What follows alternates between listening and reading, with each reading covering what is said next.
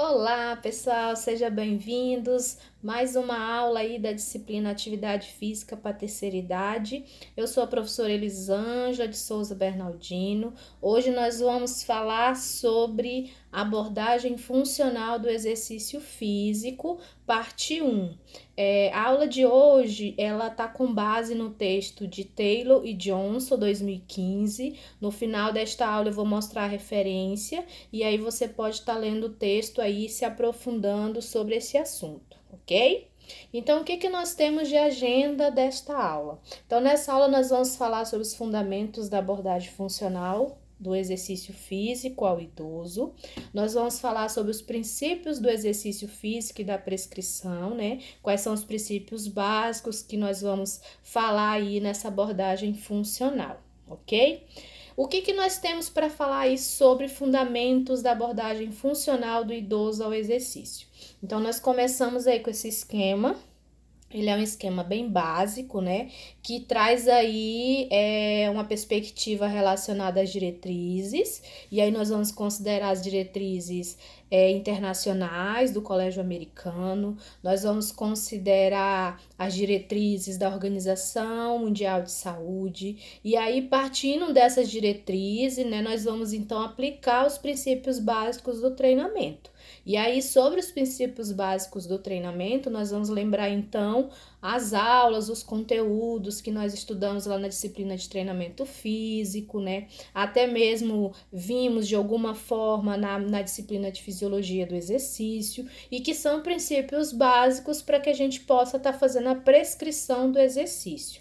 Mais que isso, nós podemos então estar prevendo a intervenção do profissional de educação física, partindo aí das diretrizes e da aplicação dos princípios básicos. E por que fundamentos da abordagem funcional do exercício físico ao idoso, né?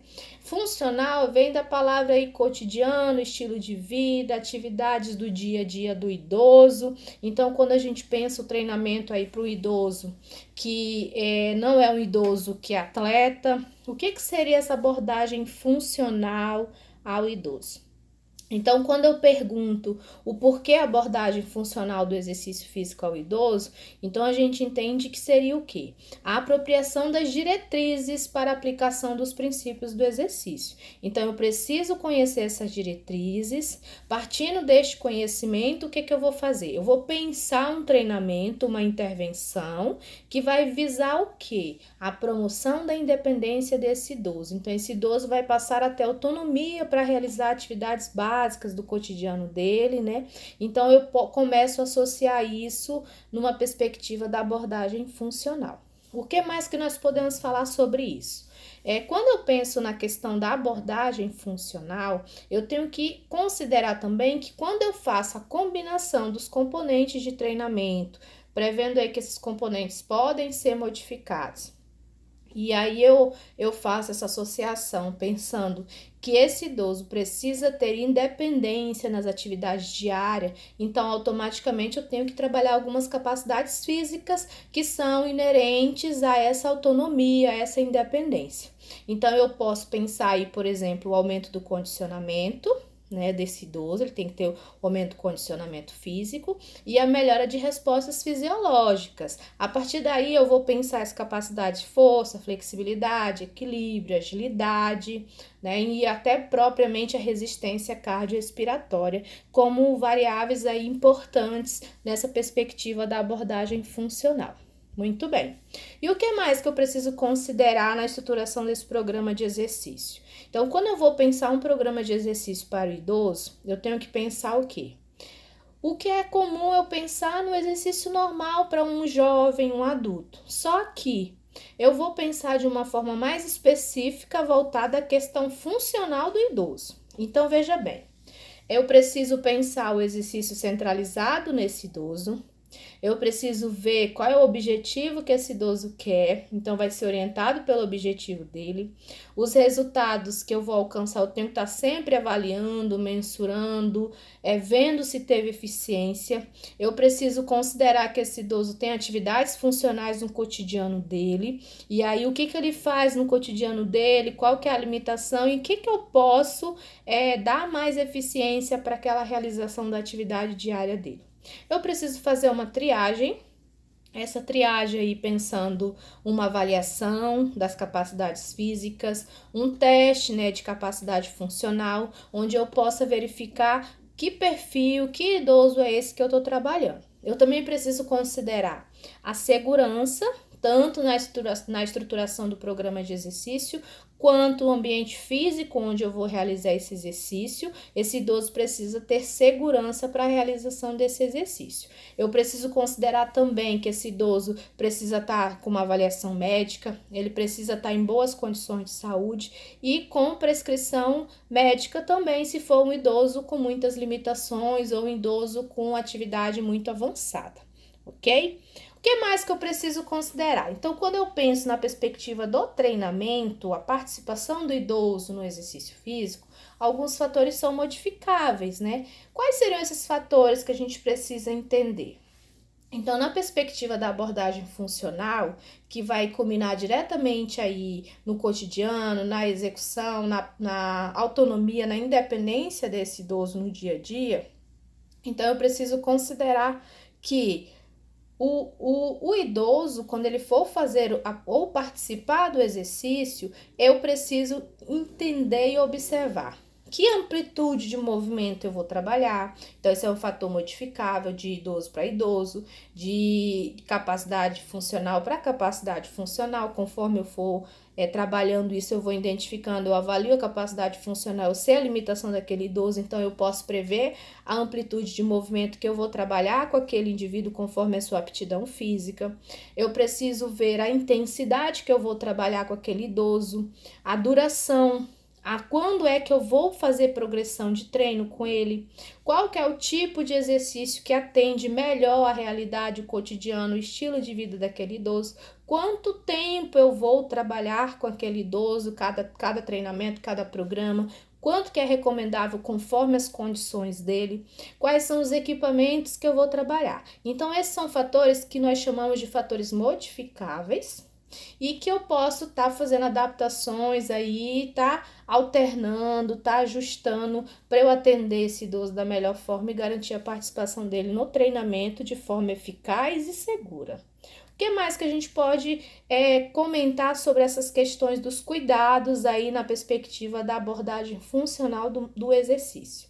Então, eu também preciso considerar que a participação desse idoso em programas de exercício, ela não envolve só os fatores que nós mencionamos anteriormente, que o profissional de educação física tem que ter cuidado. Ela também vai perpassar por outras questões que são inerentes, né, e que são importantes também que nós possamos estar refletindo. Quais seriam essas questões?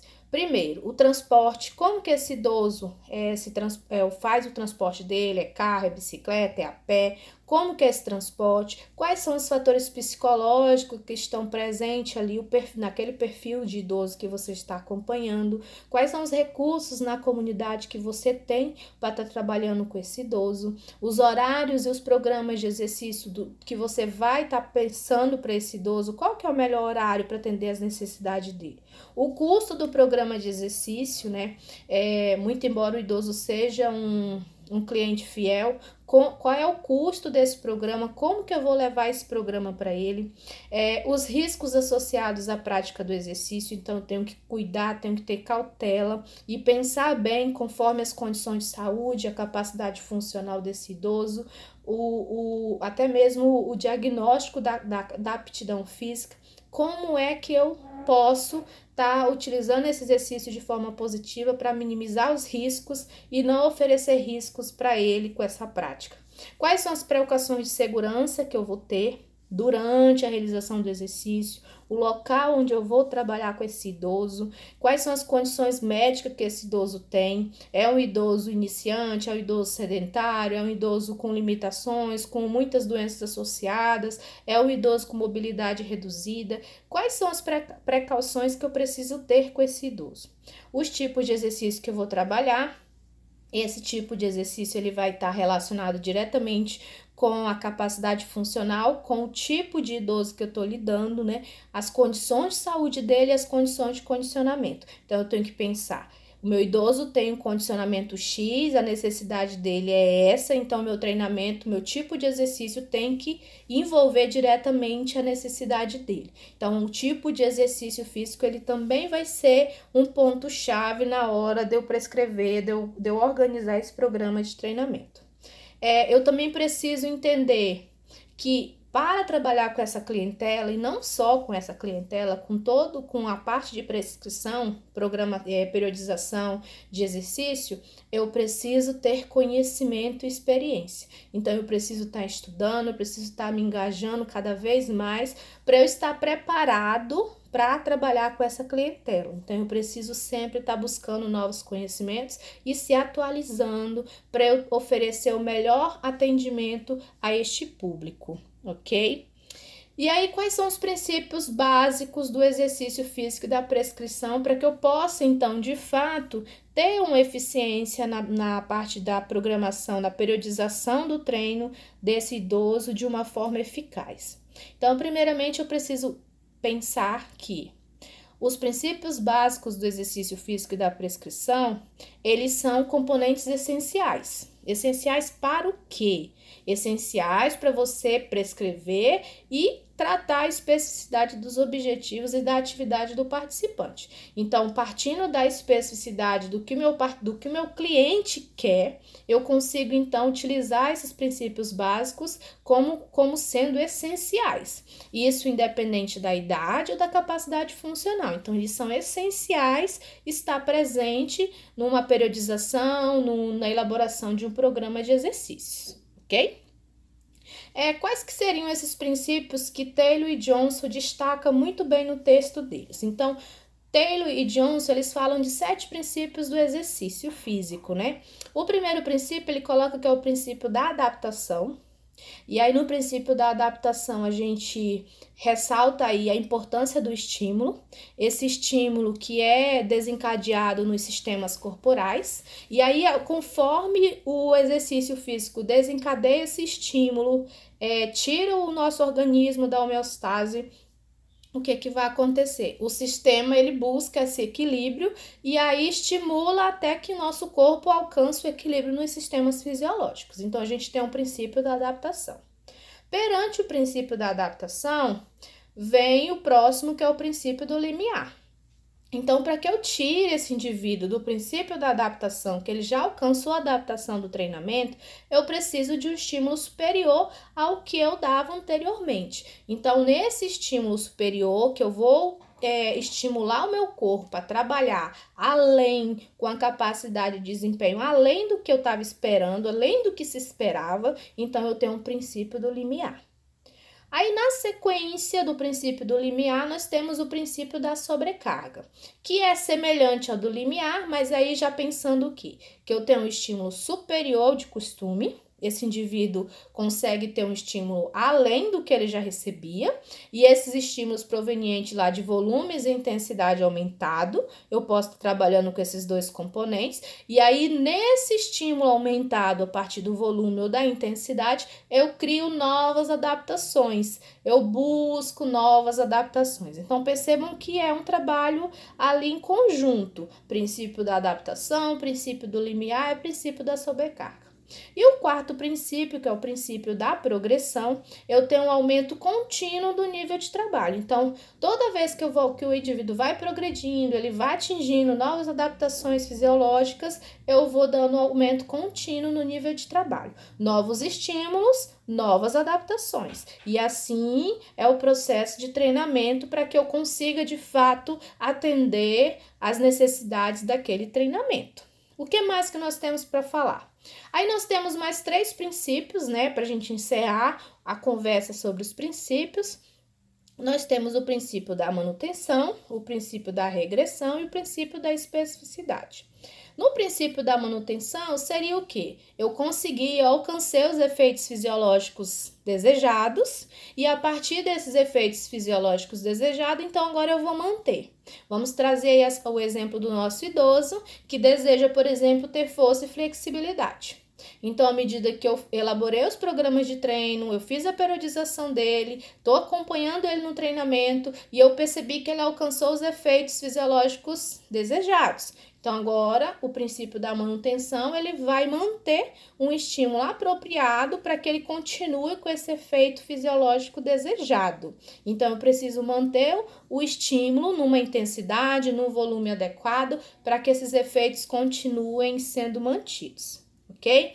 E no princípio da regressão? Bom, no princípio da regressão seria o princípio que explica o quê? Quando eu diminuo o estímulo, esse estímulo fica abaixo do nível esperado, do nível acostumado, né? Ou eu paro de treinar. Então, o que acontece? Eu vou ter perca dos ganhos fisiológicos obtidos. Então, eu tenho uma regressão do treinamento. Então, a gente precisa ter cuidado tanto na questão da sobrecarga, do volume da intensidade adotada no treinamento, para que a gente não tenha o princípio da regressão aí para perder os ganhos fisiológicos obtidos, ok? E qual que é o outro princípio? Princípio da especificidade.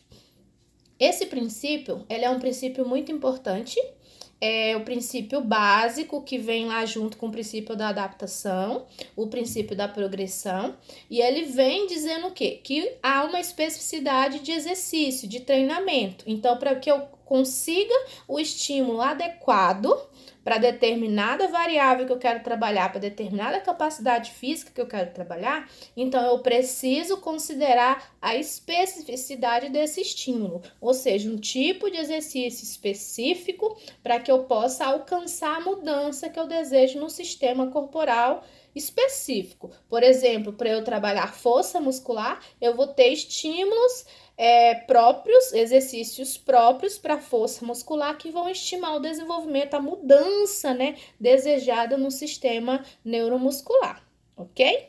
E aí, quais são os cuidados importantes que nós devemos ter, né? Então, nós precisamos considerar dentro desses princípios básicos do treinamento que estímulos muito fortes.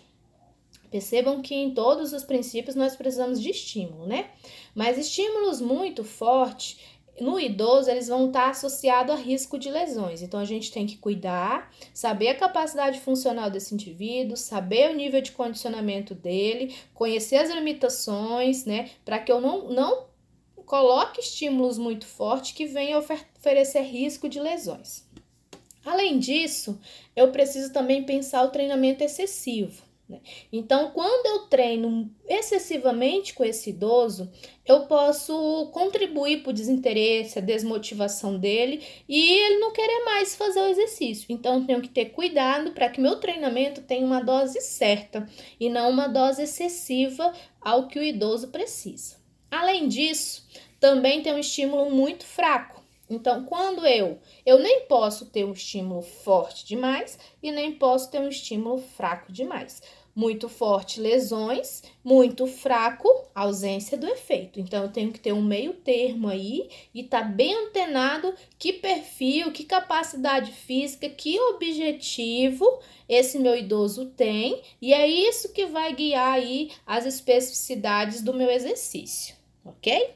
E aí, como que eu começo esse programa de exercício? Bom, eu vou começar o programa de exercício primeiramente considerando essa abordagem funcional, né? Ou seja, que eu tenho que considerar os exercícios similares aos movimentos requeridos ao idoso, né? Para o idoso nas atividades do dia a dia. E assim fica muito mais fácil para eu trabalhar com o idoso a partir do que ele faz no seu cotidiano. Além disso, eu tenho que ter cautela ao formular, né, o volume de exercício por causa das condições associadas à idade, que aumentam a suscetibilidade à dor muscular ou articular e fadiga. Eu também preciso considerar a duração, né, que deve ser aumentada antes da intensidade. Então, eu trabalho com a duração, é recomendado, o autor recomenda que nós o trabalho primeiro com a duração, antes da intensidade, e aí ele sugere que a gente trabalhe por mais tempo, aumente o número de repetições ou prolongue, por exemplo, um alongamento estático. Além disso, definir a zona-alvo de treinamento, que seria o quê? A zona de treinamento a partir do percentual da frequência cardíaca máxima, conforme o que é previsto para a idade. Sobre essa definição da zona de treinamento pela frequência cardíaca, a gente vai ter a parte 2 dessa aula, onde a gente vai tratar especificamente sobre esse assunto, ok? E aí, os objetivos do cliente também vai estar relacionado diretamente com essa escolha. Então, voltamos lá ao início, que a necessidade do meu cliente, o objetivo dele vai fazer toda a diferença na hora de eu determinar essa zona de treinamento, principalmente quando se pensa na frequência cardíaca. Então, mais na frente nós vamos detalhar, como eu falei na parte 2 dessa aula, e nós vamos entender o que seria, né, o nível de condicionamento na zona de treinamento aplicável, pensando aí pela frequência cardíaca, que é a recomendação dos autores, né, e é o que a gente vai estar trabalhando na parte 2 desta aula, ok?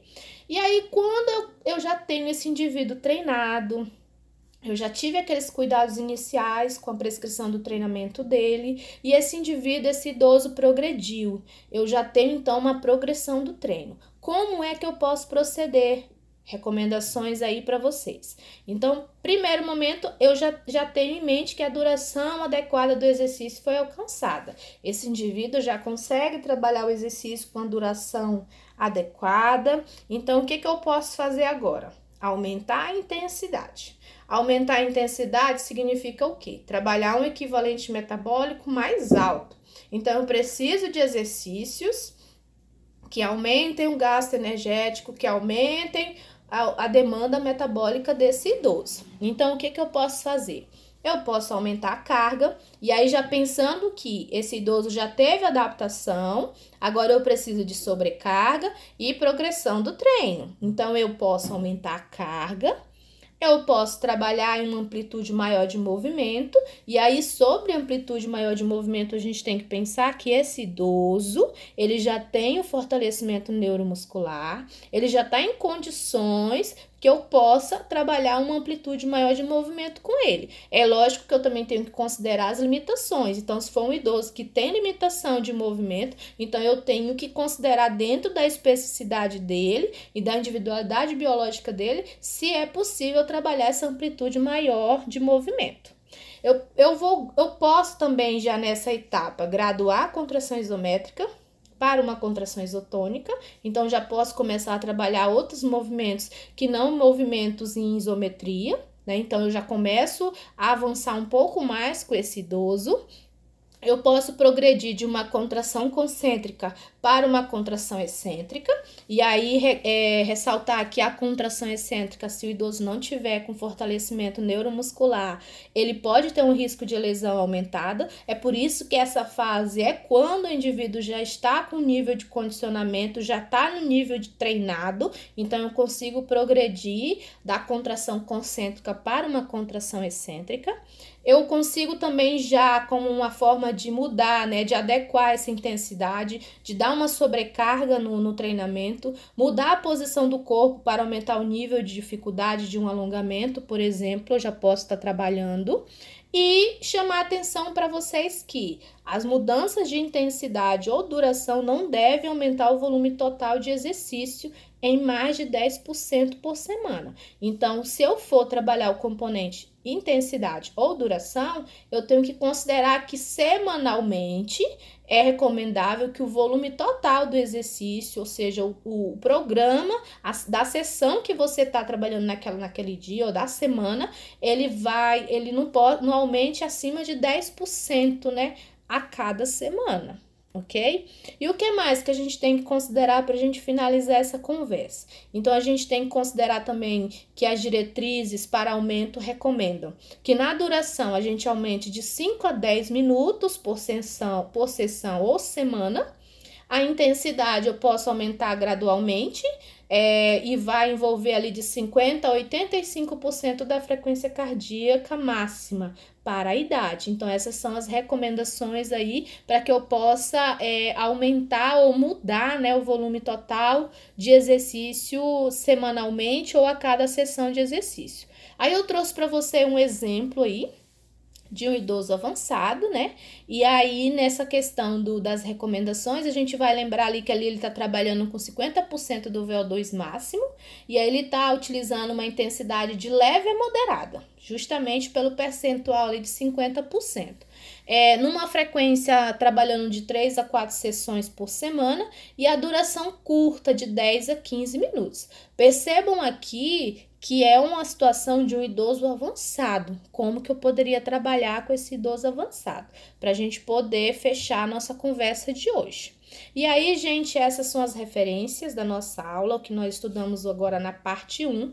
Nós vamos voltar, né, fazendo o vídeo da parte 2, e aí desejar que vocês tenham feito aí as anotações e já estejam preparados para nossa atividade logo mais, tá ok? Gente, tchau, tchau e até a próxima aula.